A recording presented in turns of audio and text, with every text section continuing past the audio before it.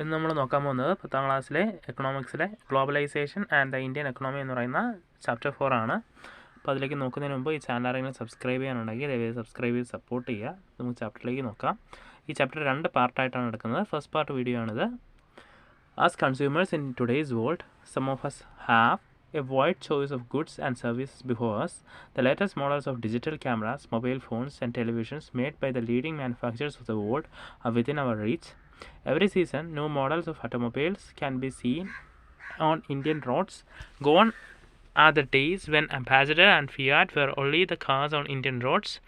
Today, Indians are buying cars produced by nearly all the top companies in the world.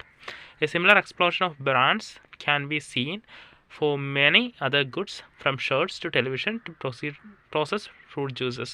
അപ്പോൾ എന്താണ് നമുക്ക് ചുറ്റും നമ്മുടെ വളരെ വലിയ ടോപ്പ് കമ്പനീസിൽ നിന്നുള്ള പ്രൊഡക്ട്സ് നമുക്ക് ചുറ്റും കാണാൻ പറ്റും. അതായത് അതൊരു ഗ്ലോബലൈസേഷൻ്റെ ഭാഗമായിട്ട് ക്രിയേറ്റ് ചെയ്യപ്പെട്ടതാണ്. അതായത് ദൂരെ നിന്നുള്ള സ്ഥലങ്ങളിലുള്ള പ്രൊഡക്ട്സ് വരെ നമുക്ക് ഇവിടെ ലഭ്യമാണ്.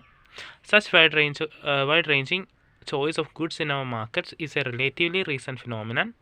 You wouldn't have found such a wide variety of goods in Indian markets even 2 decades back.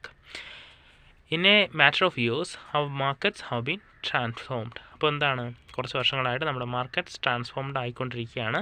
ഒരു 2 ഡെക്കേഡ് മുമ്പാണ് ഇങ്ങനെ ഒക്കെയുള്ള പ്രൊഡക്ട്സ് ഉണ്ടെന്ന് പറഞ്ഞാൽ നമ്മൾ വിശ്വസിക്കത്തില്ലായിരുന്നു. അപ്പോൾ അതിൽ വലിയൊരു മാറ്റമാണ് ഇപ്പോൾ വന്നിരിക്കുന്നത്. How do we understand these rapid transformations? What are the factors that are bringing about these changes and how are these changes affecting the lives of the people? We shall tell on these questions in this chapter. അപ്പോൾ എന്താണ് ഈ ട്രാൻസ്ഫോർമേഷനൊക്കെ എങ്ങനെയാണ് സംഭവിച്ചത്, അങ്ങനെയാണ് ജനങ്ങളെ ബാധിക്കുന്നത് എന്നുള്ളതാണ് നമ്മൾ ഈ ചാപ്റ്ററിൽ നോക്കുന്നത്. Production across countries. Until the middle of the 20th century, production was largely organized within countries.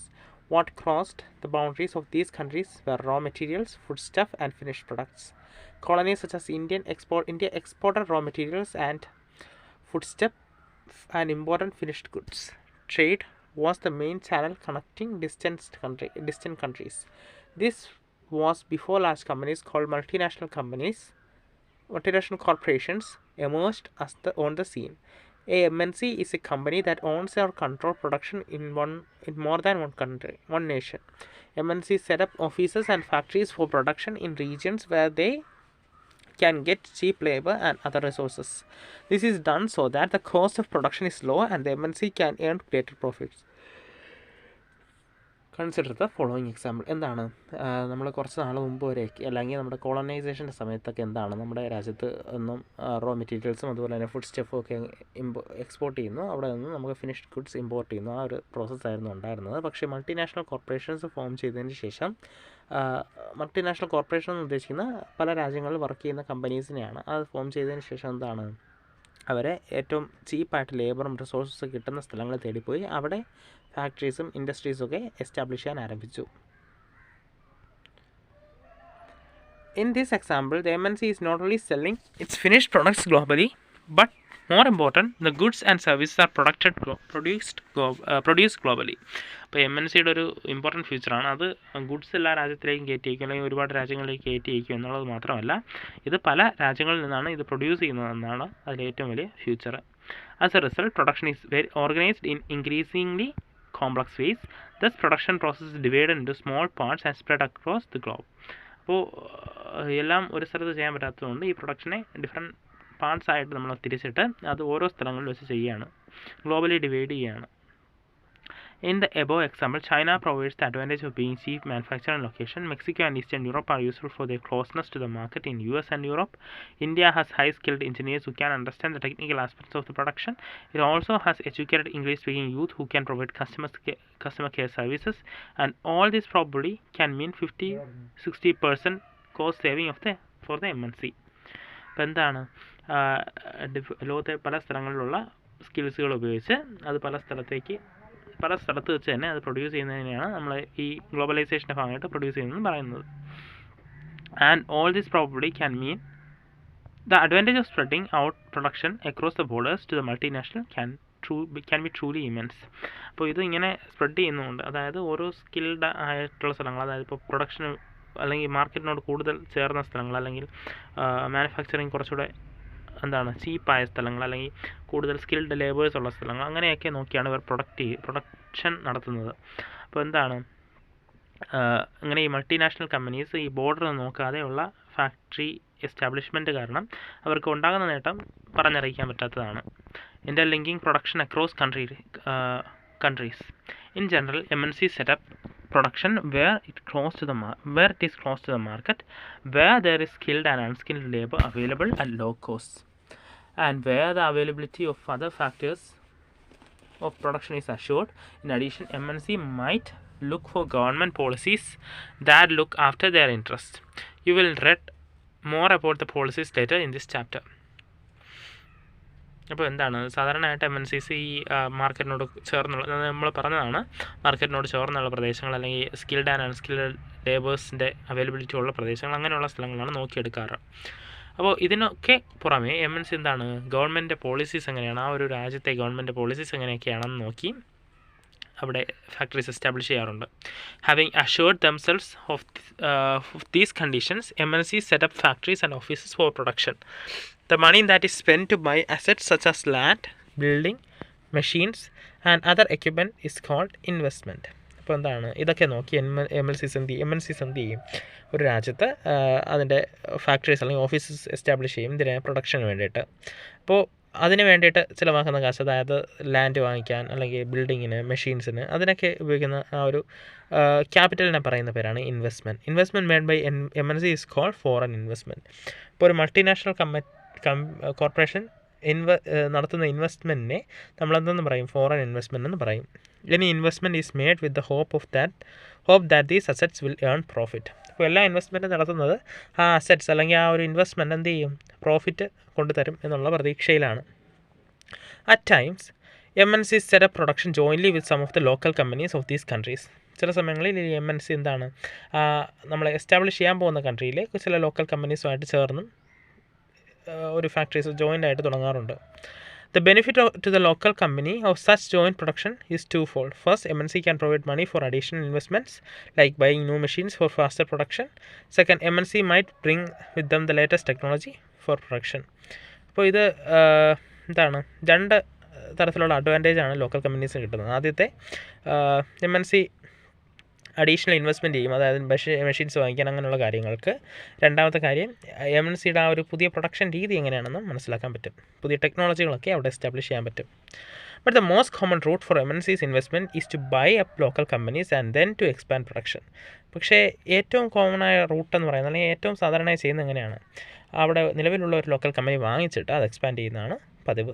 MNC with huge wealth can quite easily do so. To take an example, Cargill Foods, a very large American MNC, had bought over smaller Indian companies such as Parag Food. Parag Foods had built a large marketing network in various parts of India where its brands was well reputed. Also, Parag Foods had 4 oil refineries whose control has now shifted to Cargill. Cargill is now the largest producer of edible oil in India with a capacity to make 50 million pouches daily. അപ്പോൾ എന്താണ്, അപ്പോൾ ഇതിനൊരു ഉത്തമ ഉദാഹരണമാണ് കാർഗിൽ ഫുഡ്സിൻ്റെ കാര്യം പറയുന്നത്. Kargil foods എന്ന് പറയുന്ന അമേരിക്കയിലെ ഒരു ലാർജ് MNC ആണ്. അവരെന്ത് ചെയ്തു, ഇന്ത്യയിലെ പരാഗ് ഫുഡ് എന്ന് പറയുന്ന ഒരു കമ്പനി വാങ്ങിച്ച് അത് എക്സ്പാൻഡ് ചെയ്യുകയാണ് ചെയ്തത്. കാരണം പരാഗ് ഫുഡ്സിന് ഇന്ത്യയിലെ ഒരു റെപ്യൂട്ടഡ് കമ്പനി ആയതുകൊണ്ട് തന്നെ ഒരുപാട് വലിയ ഒരു ട്രേഡ് നെറ്റ്വർക്ക് ഉണ്ട്. അപ്പോൾ അതിന് അവർക്ക് സ്വന്തമായിട്ട് 4 ഓയിൽ റിഫൈനറീസും ഉണ്ട്. അത് കാരണമാണ് അതിങ്ങനെ ചെയ്തത്. അപ്പോൾ ഇന്ത്യയിലെ ഇപ്പോൾ ഏറ്റവും ലാർജസ്റ്റ് എഡിബിൾ ഓയിൽ പ്രൊഡ്യൂസേഴ്സ് എന്ന് പറയുന്നത് കാർഗിലാണ്.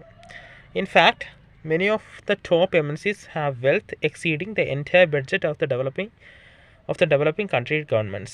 With such enormous wealth, imagine the power and influence of these MNCs. അതിന് പുറമെ ഈ മിക്ക MNCസിനും, ടോപ്പ് MNCസിനെല്ലാം ഈ സാധാരണ ഒരു ഡെവലപ്പിംഗ് കൺട്രിയുടെ ബഡ്ജറ്റിനേക്കാൾ വലിയ വെൽത്ത് ഉണ്ട്. അതുകൊണ്ട് തന്നെ അത് അവരുടെ പവറും വളരെ വലുതായിരിക്കും. There is another way in which MNC control production. Large MNCs is developed countries place orders for production with small producers. Garments, footwear, sport items are examples of the industries where production is carried out by a large number of small producers around the world. മറ്റൊരു വഴി എന്ന് പറയുന്നത് MNC എന്ത് ചെയ്യും, developed കൺട്രീസിലെ MNC എന്ത് ചെയ്യും, ആ ഒരു പ്രൊഡക്ഷൻ സ്മോൾ പ്രൊഡ്യൂസേഴ്സിലേക്ക് വിധിച്ചു കൊടുക്കും. അപ്പോൾ ഗാർമെൻറ്റ്സും ഫുട്വെയർസും സ്പോർട്സ് ഐറ്റംസും ഒക്കെ ഇങ്ങനെ ഒരു ലാർജ് നമ്പറിൽ സ്മോൾ പ്രൊഡ്യൂസേഴ്സിൽ എത്തിച്ചു കൊടുക്കും, അല്ലെങ്കിൽ ലാർജ് നമ്പർ ഓഫ് സ്മോൾ പ്രൊഡ്യൂസേഴ്സിന് വഴി അവർ പ്രൊഡ്യൂസ് ചെയ്തെടുക്കുകയാണ് ചെയ്യുന്നത്. The products are supplied to the MNC, which then sell these under their own brand names to the customers. These large MNCs have tremendous power to determine price, quality, delivery and labor conditions for these distant producers. അപ്പോൾ എന്ത് ചെയ്യും, ഇത് കിട്ടുന്ന ഈ products എല്ലാം കൂടെ ചേർത്ത് അവരവരുടെ ബ്രാൻഡായിട്ട് അത് വിൽക്കും. അപ്പോൾ ഈ MNCസിന് എന്താണ് ഒരു പവറുണ്ട്, അതായത് പ്രൈസ് ഡിറ്റർമിൻ ചെയ്യാൻ, ക്വാളിറ്റി, ഡെലിവറി, ലേബർ ഇതൊക്കെ ഡിറ്റർമിൻ ചെയ്യാനുള്ള ഒരു പവർ അവർക്ക് അവരുടെ കയ്യിലുണ്ട്.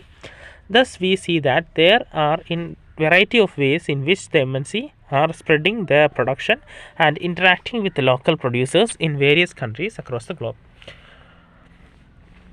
അപ്പോൾ ഇങ്ങനെ നമുക്ക് മനസ്സിലാക്കാം എങ്ങനെയാണ് MNC ഡെവലപ്പ് ചെയ്യുന്നത്, എങ്ങനെയാണ് അവരുടെ പ്രൊഡക്ഷൻ സ്പ്രെഡ് ചെയ്യുന്നതെന്നൊക്കെ നമുക്ക് മനസ്സിലാക്കാം. By getting up partnerships with local companies, by using the local companies for supplies, by closely competing with the local companies or buying them up, MNC are exerting a strong influence on production at these distant locations. അപ്പോൾ എങ്ങനെയാണ് ആ ഒരു local കമ്പനീസിനോടൊപ്പം type ആയി അല്ലെങ്കിൽ partnership വഴി അല്ലെങ്കിൽ local കമ്പനീസിൻ്റെ സപ്ലൈസിന് വേണ്ടി use ചെയ്ത് അല്ലെങ്കിൽ അവരുമായിട്ട് കോമ്പീറ്റ് ചെയ്ത് അല്ലെങ്കിൽ അവരെ വാങ്ങിച്ചൊക്കെയാണ് ഈ MNCs എസ്റ്റാബ്ലിഷ് ചെയ്യുക. As A result production in these widely അപ്പോൾ ഇതുവഴി എന്താണ് ഈ ഡിസ്പേഴ്സ് അല്ലെങ്കിൽ ഒരുപാട് ചിന്നിച്ചിതറി കിടക്കുന്ന സ്ഥലങ്ങൾ തമ്മിലുള്ള പ്രൊഡക്ഷന് ഒരു ലിങ്ക് ഉണ്ടാകുകയാണ്, അല്ലെങ്കിൽ ഈ MNCs ഒരു ലിങ്കായിട്ട് പ്രവർത്തിക്കുകയാണ് ചെയ്യുന്നത്. Foreign trade and integration of markets. For a long time, foreign trade has been the main channel connecting countries. In history, you would have read about the trade routes connecting India and South Asia to markets both in East and West, and the extensive trade that took place along these routes. Also, you would remember that it was trading interests which attracted various trading companies such as the East India Company to India. What then is the basic function of foreign trade? അപ്പോൾ നമുക്ക് മനസ്സിലാക്കാം, നമ്മുടെ നാട്ടിൽ ഒരുപാട് കാലം മുമ്പേ foreign trade ഉണ്ടെന്നൊക്കെ നമുക്കറിയാം. ഈ സിൽക്ക് റൂട്ട് വഴിയൊക്കെ അല്ലെങ്കിൽ സീ റൂട്ട്സ് ഒക്കെ വഴി അല്ലെങ്കിൽ ഇന്ത്യയും സൗത്ത് ഏഷ്യയും തമ്മിലുള്ള ട്രേഡ് കണക്ഷൻ ഇതൊക്കെ നമുക്കറിയാൻ പറ്റും. അല്ലെങ്കിൽ ഈ ട്രേഡിന് വേണ്ടി തന്നെയാണ് യൂറോപ്യൻസ് ഒക്കെ ഇന്ത്യയിലേക്ക് വന്നതും ഈസ്റ്റ് ഇന്ത്യ കമ്പനി പോലുള്ള കമ്പനീസ് എസ്റ്റാബ്ലിഷ് ചെയ്തത് ഒക്കെ നമുക്കറിയാവുന്ന കാര്യമാണ്. അതുകൊണ്ട് ഫോറിൻ ട്രേഡ് ഒരുപാട് കാലം മുന്നേ ഉണ്ടതാണ്, ഇവിടെ നാട്ടിൽ ഉള്ളതാണ്. To put it simply, foreign trade creates an opportunity for the producers to reach beyond the domestic markets. അപ്പോൾ ഈ ഫോറിൻ ട്രേഡ് വഴി എന്തൊരു ഓപ്പർച്യൂണിറ്റിയാണ് അവർക്ക് നൽകുന്നത് നമുക്ക് നോക്കാം. അതായത് ഈ ഡൊമസ്റ്റിക്കലി പ്രൊഡ്യൂസ് ചെയ്യുന്ന ഒരു പ്രൊഡക്റ്റിനെ ആ ഒരു ഇൻ്റർനാഷണൽ മാർക്കറ്റിലേക്ക്, ആ ഒരു ഡൊമസ്റ്റിക് മാർക്കറ്റ് അല്ലാതെ ഒരു ഇൻ്റർനാഷണൽ മാർക്കറ്റിലേക്ക് എത്തിക്കാൻ ഈ ഫോറിൻ ട്രേഡ് വഴി കഴിയും. Markets of their own countries, producers can sell their produce not only in markets located within the country but can also compete in markets located in other countries of the world. Similarly, for the buyers, import of goods produced in another country is one way of expanding the choice of goods beyond what is domestically produced. അപ്പോൾ ആ ഒരു domestically produce ചെയ്ത സാധനത്തിനെ ബാക്കിയുള്ള രാജ്യത്തെ പ്രൊഡക്ട്സുമായിട്ട് compete ചെയ്ത് അവിടെയുള്ള മാർക്കറ്റ്സിൽ establish ചെയ്യാനും ഇതുവഴി സാധിക്കുന്നു. In general, with the opening of trade, goods travel from one market to another. Choice of goods in the market rises. Price of similar goods in the two markets tend to become equal, and the producers in the two countries now closely compete against each other, even though they are separated by thousands of miles. അപ്പോൾ അങ്ങനെയാണ് ആ ഒരു ഇപ്പോൾ രണ്ട് companies തമ്മിൽ compete ചെയ്യുന്നു, പക്ഷേ അവർ വളരെ ദൂര സ്ഥലങ്ങളിൽ ഇരുന്നിരിക്കാം, പക്ഷേ അത് മാർക്കറ്റിൽ കോമ്പീറ്റ് ചെയ്യുകയാണ്. ഇങ്ങനെ ഒരു അവസ്ഥ ഉണ്ടാക്കാൻ സാധിക്കുന്നു. അതായത് ഒരു ഡൊമസ്റ്റിക്കേറ്റഡ് ആയിട്ട് ആ ഒരു രാജ്യത്ത് പ്രൊഡ്യൂസ് ചെയ്യുന്ന ആ രാജ്യത്ത് തന്നെ വിൽക്കാതെ മറ്റൊരു രാജ്യത്തേക്ക് പോകുമ്പോൾ അവിടെയുള്ള കമ്പനീസ് അല്ലെങ്കിൽ വേറെ സ്ഥലങ്ങളിൽ നിന്ന് അവിടേക്ക് എത്തിയ കമ്പനീസും തമ്മിലുള്ള ഒരു കോമ്പറ്റീഷൻ സാധിക്കുന്നു. Foreign trade thus result in connecting the market or integration of the markets in different countries. ഇതുവഴി പല രാജ്യങ്ങൾ തമ്മിലുള്ള മാർക്കറ്റ്സ് തമ്മിലുള്ള ഇൻ്റർ കണക്ഷന് വേണ്ടിയും അല്ലെങ്കിൽ ഒരു ഇൻ്റഗ്രേഷന് വേണ്ടിയൊക്കെ ഈ ഫോറിൻ ട്രേഡ് സഹായിക്കുന്നുണ്ട്. അപ്പോൾ ഇതാണ് നമ്മുടെ ഫസ്റ്റ് പാർട്ടിൽ ഉൾപ്പെടുത്തിയിരിക്കുന്നത്. വാട്ട് ഈസ് ഗ്ലോബലൈസേഷൻ നിന്ന് തുടങ്ങുന്ന ബാക്കിയുള്ള ഭാഗം സെക്കൻഡ് പാർട്ടിലാണ്. Thank you.